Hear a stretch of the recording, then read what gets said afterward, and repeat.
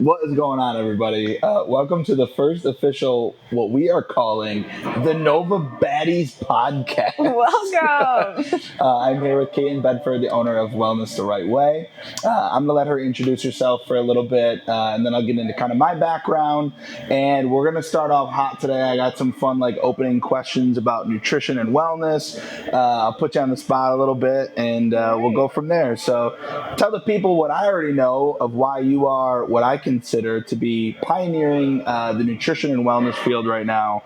I think you're doing unbelievable things, and I want the world to know what makes you so special. Thank you. So I'm a board certified holistic nutritionist, and I'm also soon to be a registered dietitian. I own an online nutrition consulting and counseling firm that operates out of all of the United States. So I work with anyone and everyone. Yep. And I'm essentially here to help people with prevention of lifestyle acquired conditions and help them live a very long and vitality filled life. Yeah. So one thing I've actually never asked you is what got you into nutrition, because you're so ingrained into the life, but we've never really what got your start?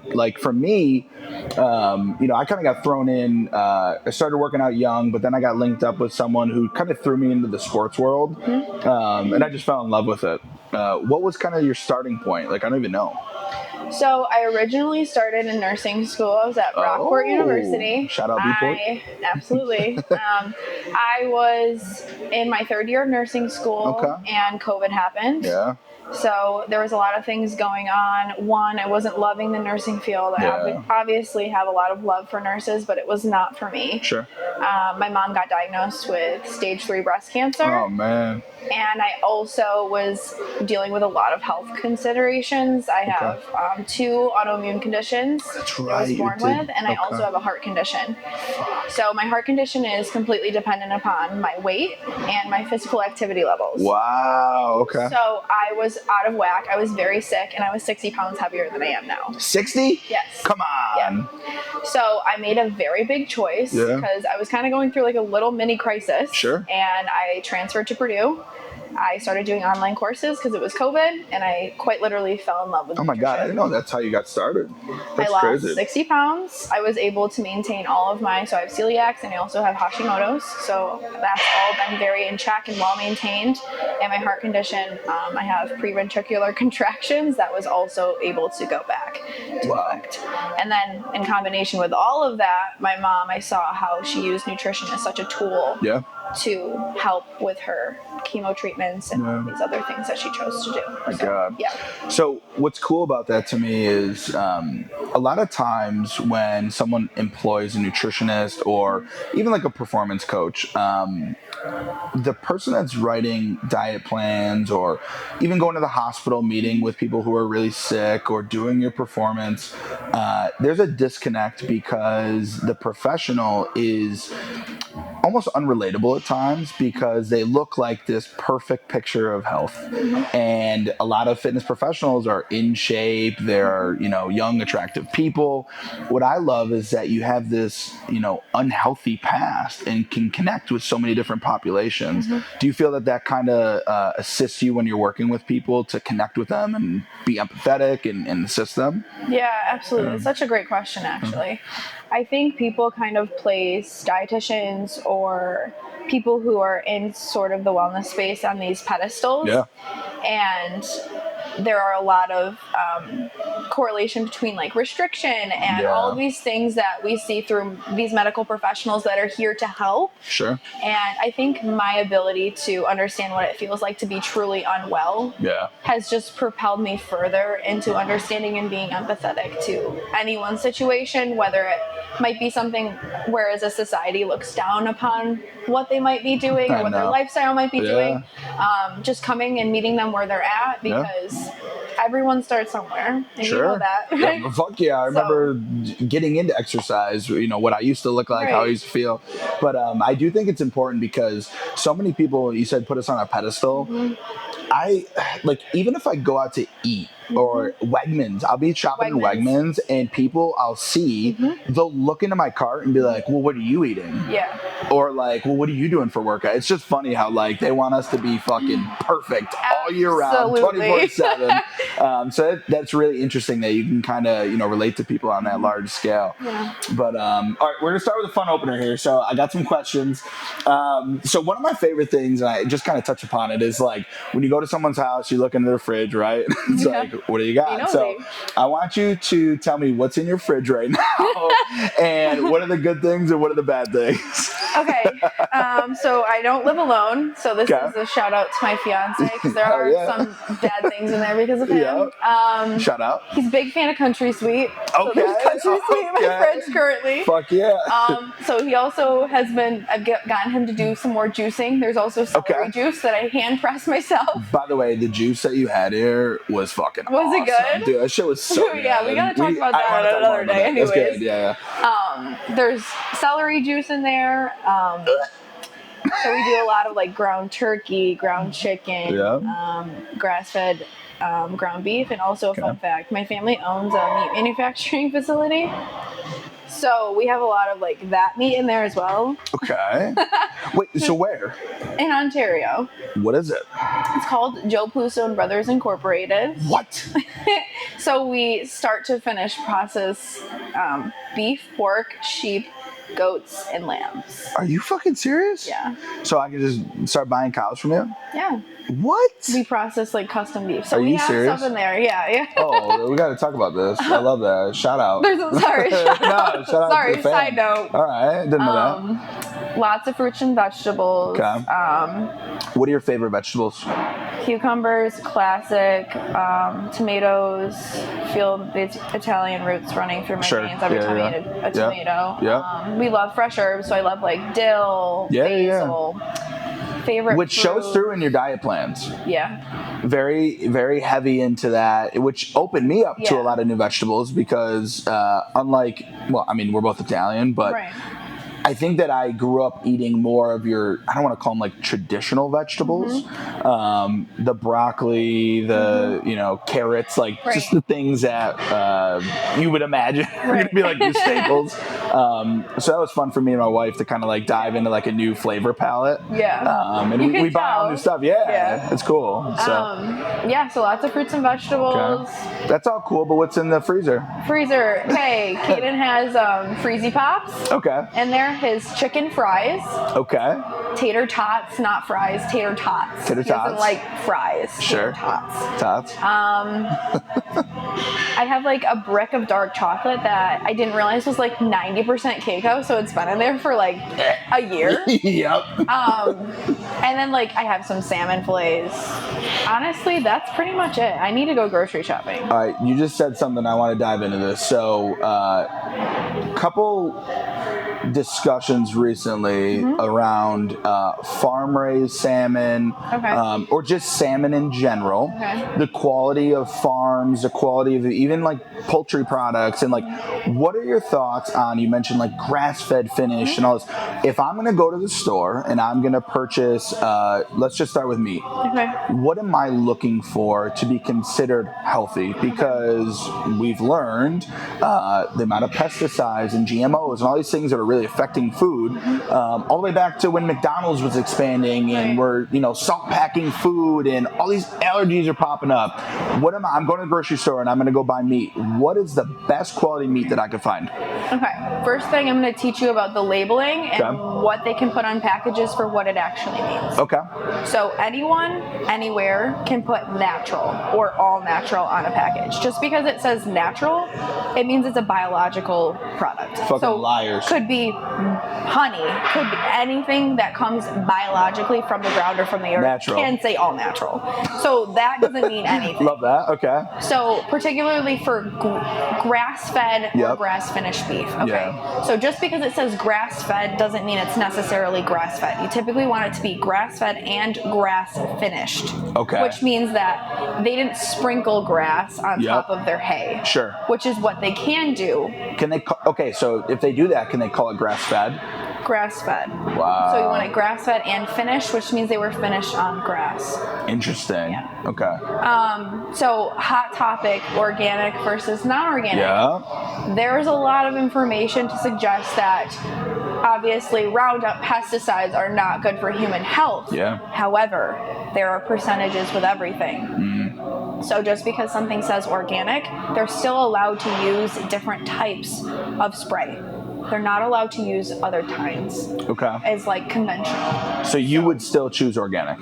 I would say use local products as much as you can, because that is the closest to being the most all-natural, whole, unrefined version. Okay. But if you had to, and depending on where you're at in life, if you're not at a point in life or you're not at a privilege in life to buy organic, it's okay to buy conventional. Okay. The studies show that it takes a lot of interactions between pesticides, Roundup, to actually develop a condition associated to it directly. Okay.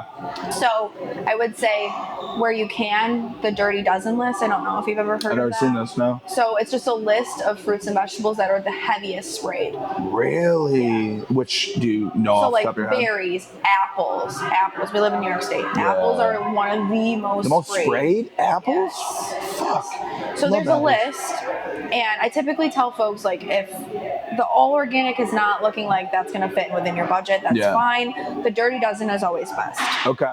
But I want to also make it clear that there's this big dialect difference between like putting this big importance on organic, but they're still allowed to spray like copper bromide and all these other things at higher rates. So they can actually spray, I think, like up to 20 times higher. Even if it's organic? Yeah, but it's using different things. Okay. So I would say there's a lot of to each their own going on here, right? So the Dirty Dozen is my best. And then I want to go back to fish. So like farm and wild raised. I see so much conflicting stuff. Do you have a specific type of fish that you would prefer, as well as where it's coming from? Yeah, I always recommend not farm raised. Wild caught. Okay, wild caught. One, they aren't getting like hormones or all of these added things, and even sometimes they inject dyes into farm raised salmon, especially because their flesh inside isn't even orange. So have you ever seen like a salmon fillet that's wild 100%, caught? Wild caught's like a deep orange. Yes, and there's such a distinct difference. So the other's very pale, and I always recommend wild caught. Now, are they always saying like, are they promoting farm fresh is supposed to be a more natural, controlled environment, or like what's their play to like suck you in to get you to buy farm? It's just that regulation aspect where they know where they are. They know they're not in contact with pollution or oil. So I guess the risk that you take getting wild caught is you don't necessarily know where that fish was in its life. But I guess for me, the difference comes from your visual. I know. And your first thing is your smell and your visual 100%. Presence of food. Yeah. So for me, I love that. That's so important. I don't think many people like live by that. Yeah. For me, like eggs, obviously. The yolk colors. When you get like a good egg, you're like, oh shit. And then if you crack a really bad one, you're like, that's fucking disgusting. It's like light pale. Oh gosh. You know. That's so interesting. So let's shoot back. We were talking about berries. Driscoll's right now with all the berries, linked to the highest amount of cancer out of any fruit in the world. Like, what are they fucking spraying on their berries? And sidebar, I don't think anyone really knows this. I don't, at least, and I've spent the last 20 years. I've seen so many things. How to wash your fruit. How I've seen soaking them in vinegar and all that. I've seen sprays out there. We bought like a spray from Trader Joe's. Like, what is the best way to just take pesticides off of berries or fruit or vegetables or whatever? So you're never fully going to get rid of it because it's 100%. in some way has permeated the membrane. So I guess the way I do it is I put all of my produce and have a big sink. So I'll put all the produce into the sink. I will fill it with cold water. Okay. And I have that like veggie spray. You do have the veggie spray? Yeah, like Whole Foods has it, Wegmans has it. That's where I got it from, Whole Foods, not Trader Joe's. Yep. So it has like different things in it, and it actually like helps what's in that? Like what's like? I believe there's like lemon, citric acid, vinegar. There might even be like potentially baking soda, but Okay. I add baking soda do as you? well because you see the bubble. Like once you see the bubble, the chemical reaction, it helps with getting like not only just pesticides but dirt and bugs. Like bugs can also be in your food. And do they like come out of the fruit? Like they can, or like I've seen like in lettuce. Have you seen some of those videos though? It's like fucking AI now. Like I'm like, that's such bullshit. I'm like, they put it under a microscope and it's all like. I'm like, ugh. Is that true? There can be, like, your body does need, like, everything has bacteria. 100%. And it needs bacteria. Yeah. Like, we have bacteria in us. I think over going way over. Yeah. Oh, man. So fucking gross. All right, I'm going to keep hitting you with some of these questions. All right, so what is a red flag that would show you a diet plan is not sustainable? So it would probably be eating something very similar every day. And obviously it changes per person. This is so funny to me. Go on. This changes per person. Okay. So obviously if you're working with someone that's more performance-based. Sure. Or in my clinical experience, giving someone a meal plan that has the same thing to eat every day, while it might be easier for them to like meal prep and not think about it as much, it also over-generates like this restrictive behavior on them. Okay. Because when they don't follow that plan, they don't necessarily know how to go from there. Sure. So I have just found it to be best, especially with the women that I work with, and our bodies needing all of these different types of nutrients and vitamins and minerals. And it can also lead to a deficiency eventually, 100%. depending how long you're on this. So I would say that's my first one for sure. Okay, so let's talk about two things. So one, deficiencies. How do you, like, if you were going to do a diet plan or nutrition protocol, top to bottom, like the most perfect protocol you could ever do, what are you testing? Are you doing blood work? Are you doing like what are you testing for to make sure you're not deficient? The timing of it, are you doing it at the start, the middle, the end? Like what does that look like to you? So typically we'll do third-party testing through the first part, the middle part, and then the end. Okay. So what we look for is basic lifestyle parameters. So we'll do cholesterol levels, we'll do a CBC, so all of your blood, like different blood cells. And then we'll go from there. Like vitamin D is really important, especially we live in New York. We're not getting a lot of sun. And that can be tied you ain't fucking lying. Fuck. That can be tied to a lot of energy problems. Having a lot of energy is really tied to a vitamin D deficiency. Hell yeah. I do like a B12 reading, and then like vitamin K, creatinine, all of these other things, and inflammatory markers as well. Now, are you supplementing with that through vitamins and minerals, or are you trying to do that through food first? Food first, okay. And depending on the person, it also depends on what condition they have, because there 100%. Are conditions or medicines that do lead to deficiencies that would need a supplementation, but typically it's always food first. Sure. So, all right, then let's circle back to what I thought was super interesting. So I have wicked ADHD, as we know. I also have these like hyperfixations on things. So for me, when I like a meal, I will fucking eat that meal until it is like I don't ever want to taste it again. I will never see it again, but for those 3 weeks, I am like locked in. Would you encourage people, if they have that, to do that?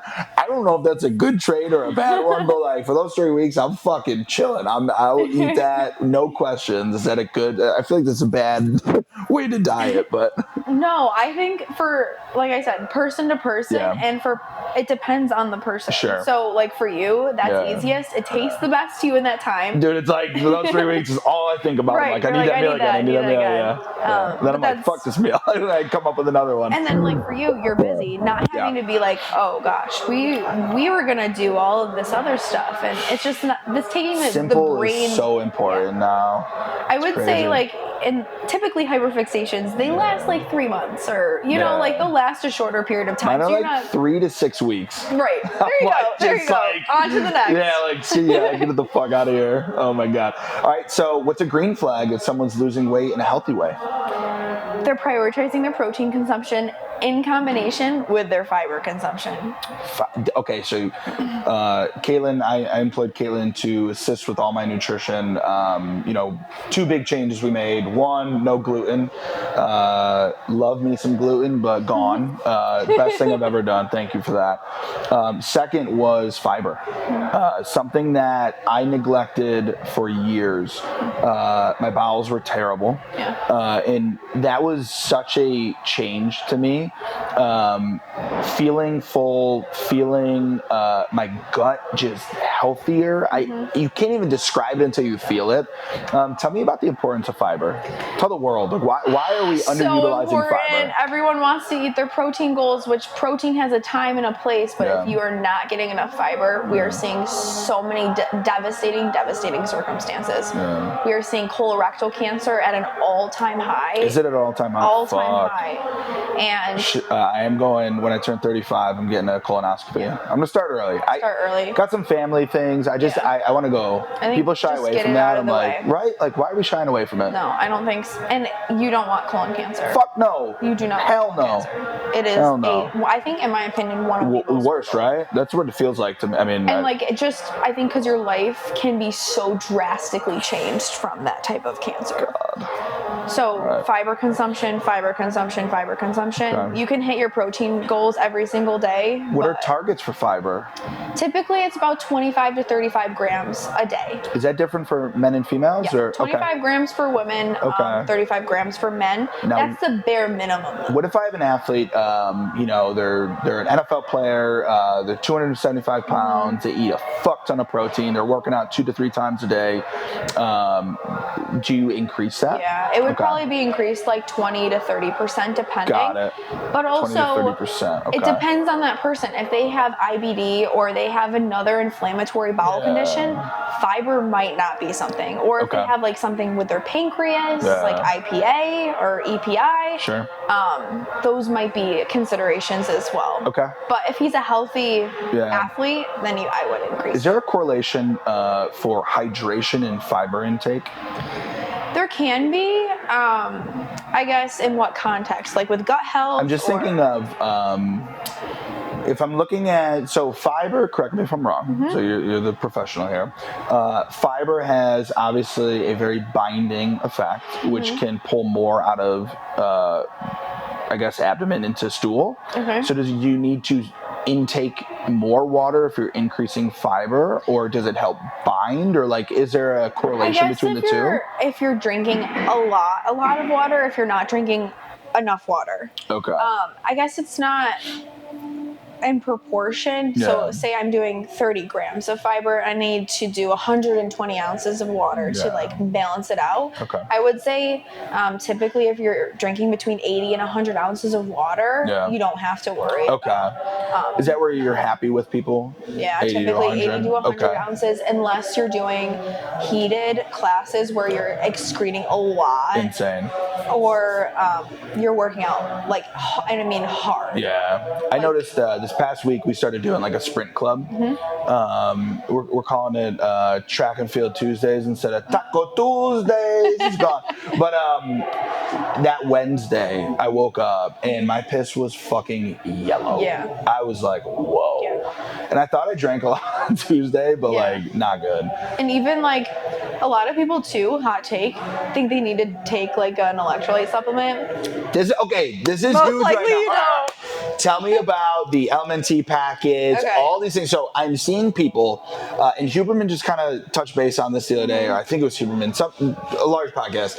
They were talking about like, look, not every American who's working out needs to go slug 1,000 milligrams of sodium just because you worked out. Yeah. When and who needs a supplemented sodium rehydration? Yes, thank you. Tell me about I'm so this. glad we talked about this. Yeah. Okay, one, I would say you're getting to a level in which you're almost like training for something, so like marathon training, half marathon training, high rocks training. Dom and I talked about this. High rocks. Big into high rocks. So This is cool. This is like the podcast you see where they're like, yo, Dom, clip that up for me. He's pulling it up. Yeah, you're Jamie. So Dom is in the background here. Shout out to Dom. Tommy Bugatti. Anyways, go on. We'll throw Dom up eventually. But he'll be a guest. Yeah, he'll be a guest. Wait, I don't know what I was saying. Sodium. Yeah, so like people training towards like pretty high intensity training. Are you using that towards the competition?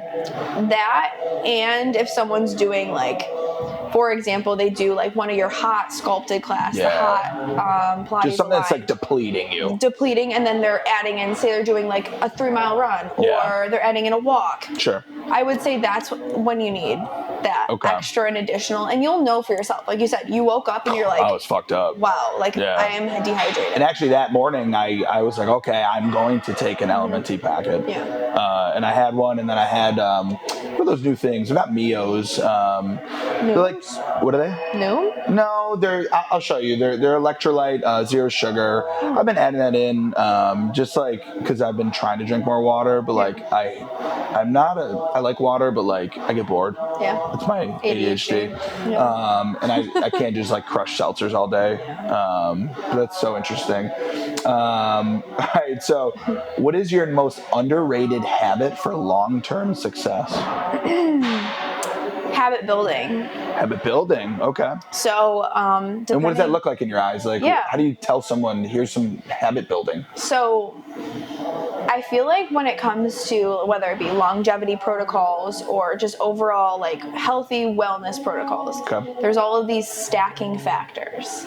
So it will be drinking the water, getting your fiber, getting your protein, doing a walk, maybe doing a sauna session once a week. There's all these different factors, and it's so overwhelming to the average American person. Oh, it's fucking unreal. It's unreal. So I'm a fitness professional, and I like there's times where I'm like, I have to wake up at the same time. I gotta make I forgot my multivitamin at 9. And then throw in like now, what Frisella has built is great, the 75 hard, but like I think it was almost a negative because people are like, I gotta get my pages in, I gotta get my second work. It's like, dude, it's not realistic. Some of these people like need to get off the fucking couch. Like let's just start there. Let's start there. But go on. So like I said, person dependent. This is always going to be my answer. It's person dependent. However, when I start working with a person and we're talking about all these things, whether it be reducing an A1C, reducing a cholesterol level in some aspect, there's all these factors that go into it. Sure. So I like them to choose one thing they know for 1 week they can follow. And that could be as simple as only eating out twice a week. Like that. And they do that for that whole week. And sometimes it makes it 1, less daunting, and 2, habit building and habit forming. Sure. So I'm always for the longevity and the sustainable behavioral change, because if we're not sustainably changing behaviors, we're not changing. You can change for 3 months and then go back to how we were before, but we need to sustainably change, and that's habit building has been the best. One thing that's been very odd for me is my whole life, even when I was in like the best shape, when I was like 8 to 9% body fat, like I lived and breathed bodybuilding, the lifestyle of dieting, but like not good dieting, like terrible habits. But I had these intense food cravings, and I would always have the classic bodybuilding cheat meal or cheat day. One thing that's been very interesting to me is since I went gluten-free, I do not crave food. Interesting. It is so bizarre. I will want a food. Like I will see a cheeseburger and be like, oh, that looks good.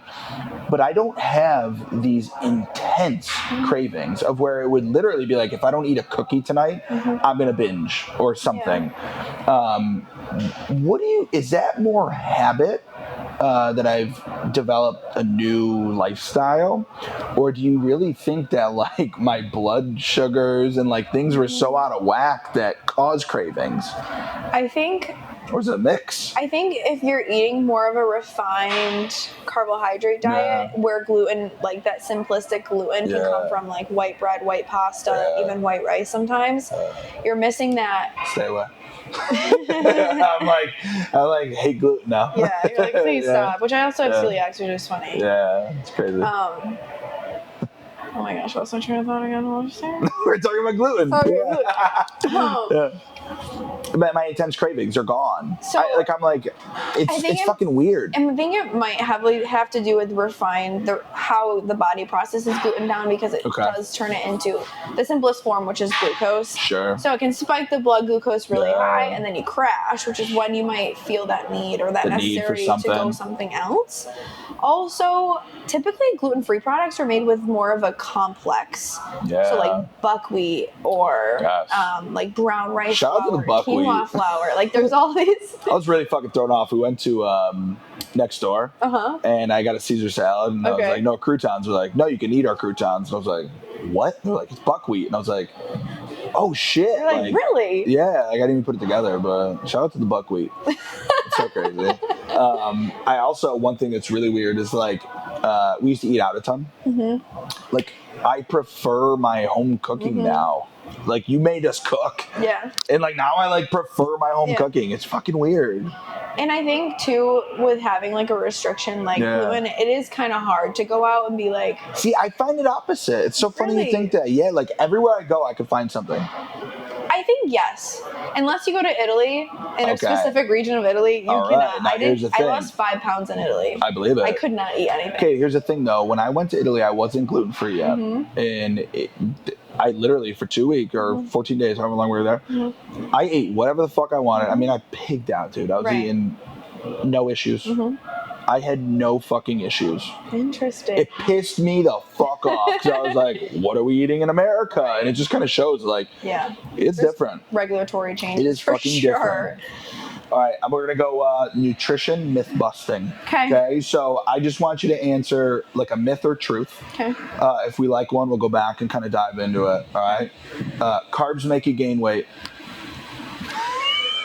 Just a thumbs down. I like that. Breakfast is the most important meal of the day. Can be dependent on the person. Okay. You shouldn't eat after 8 p.m.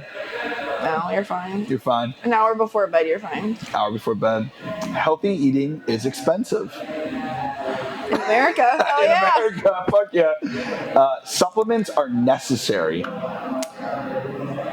If you have a particular condition that's making you have to have a supplement, I'm thinking that's right off the bat. But the average person with normal health, no. You should be getting all of your nutrients from food.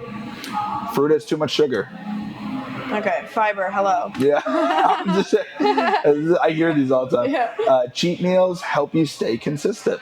I think so. You do. I would feel the same, but like I said, I'm in this weird, like, just don't need them right now. I don't know.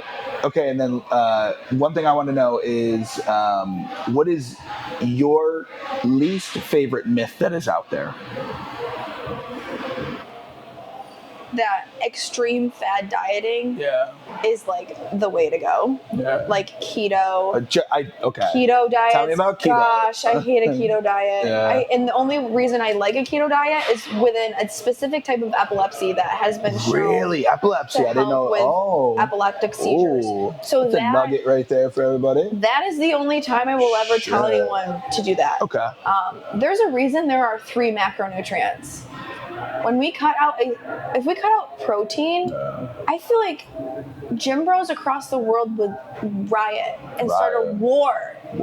But we cut out carbohydrates and it's just like, I'm so healthy. I know, right? There's just so many things wrong with that. It's so restrictive. It's not sustainable. You're putting yourself into ketosis, which is actually... If you were going to get fucking stuck on a goddamn island and had no food, you're going to get ketosis. Get into ketosis if that's what you need. Sure. So one of the reasons I love Layne Norton so much is because he uses scientific evidence to actually back things up. He's kind of a dick, but it's whatever. And there's so many studies and like good peer-reviewed studies, not just some like bullshit that has 10 people. Like these are thousands of case studies. Like carbs do not make you fat. And your brain needs carbs to function. If we're using and utilizing our carbohydrate consumption properly, your brain is not being fueled. It won't even work.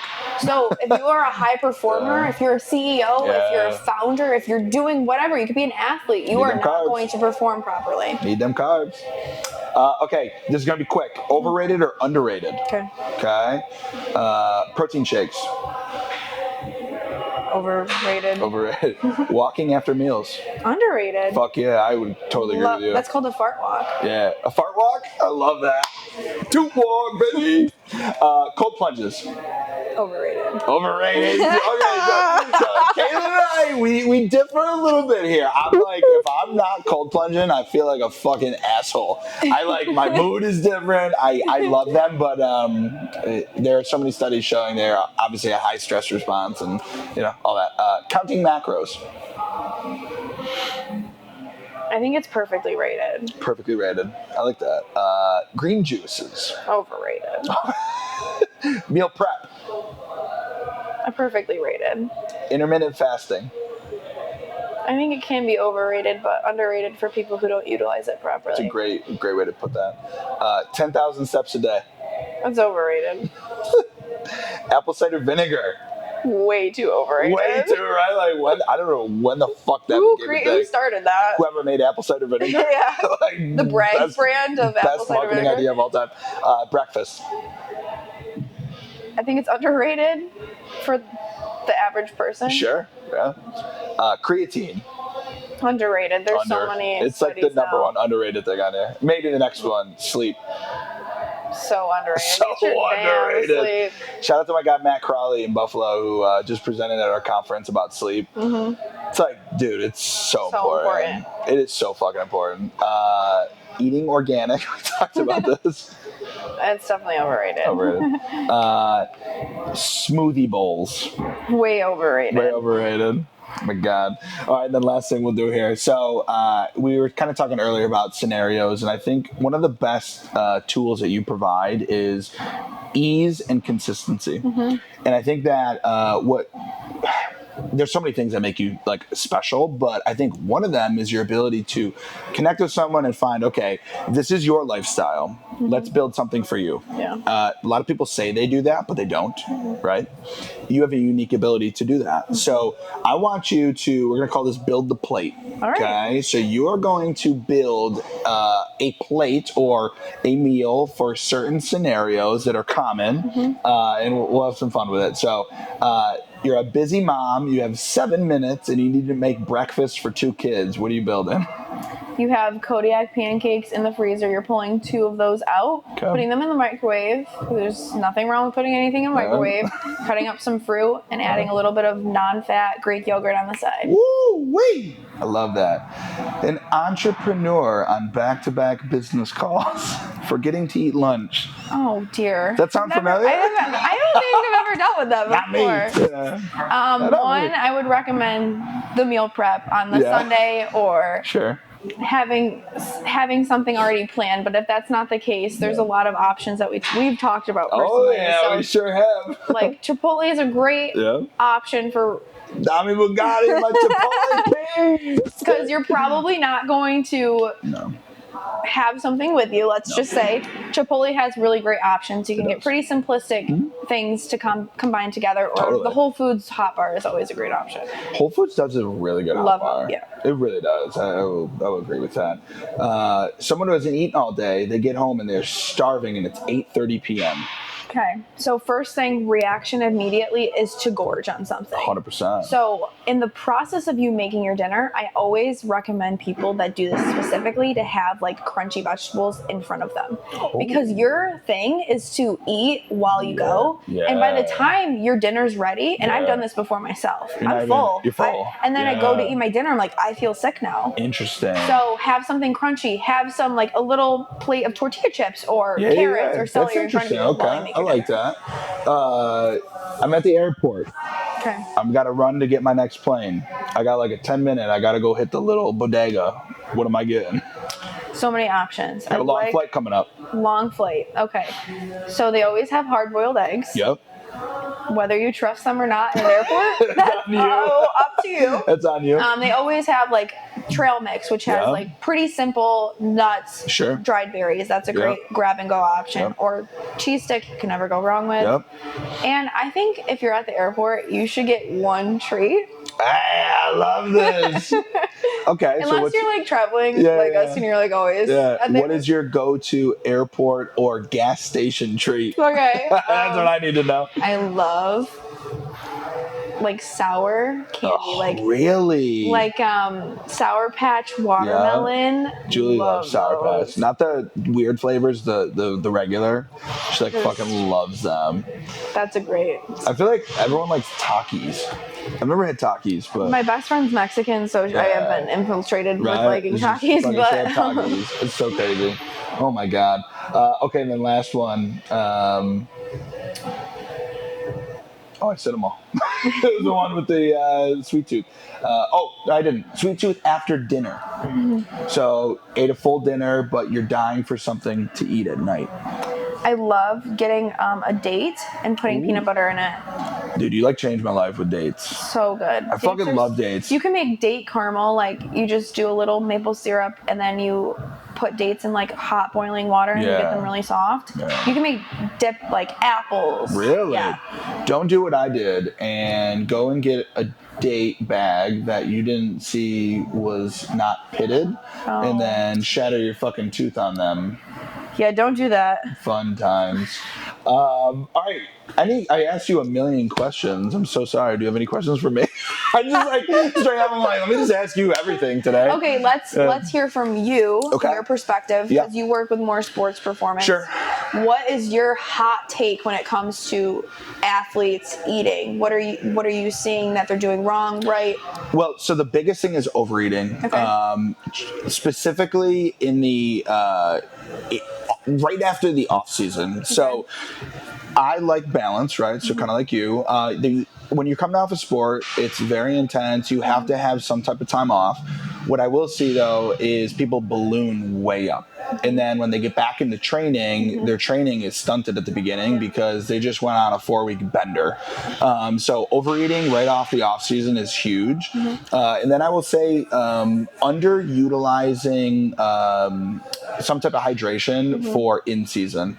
Way too many people, and there's so much correlation for sleep and hydration. We kind of talked about it. And performance output is just awful right now. So a tool, I mean, you have like the Whoop. The biggest thing to me was when I was undersleeping, the quality of my sleep too. Like you might think you're sleeping 7 hours, but like you're not. Right. You're waking up. You're hitting different sleep cycles. But specifically with food, that off season, people yo-yo and it's like fucking them up. So what would be something you could help them with to mitigate that?